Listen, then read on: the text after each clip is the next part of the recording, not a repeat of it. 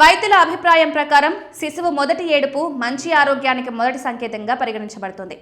గర్భంలో శిశువు ఊపిరితిత్తులు పూర్తిగా అభివృద్ధి చెందవు లేదా చురుకుగా ఉండవు, ఎందుకంటే వాటికి జరాయువు ద్వారా ఆక్సిజన్ సరఫరా చేయబడుతుంది. తల్లి గర్భం నుంచి బయటకు వచ్చిన వెంటనే పిల్లలు స్వయంగా గాలి పీల్చుకోవాల్సి ఉంటుంది. ఈ సమయంలో పిల్లలు బలవంతంగా గాలి పీల్చుకుని వదులుతారు.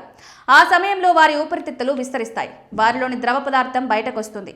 ఈ ప్రక్రియ వారు స్వతంత్రంగా శ్వాస తీసుకోవడానికి వీలు కల్పిస్తుంది. మొదటి ఏడుపు కేవలం శబ్దం కాదు, ఇది మొత్తం శరీరానికి ఒక మార్పు.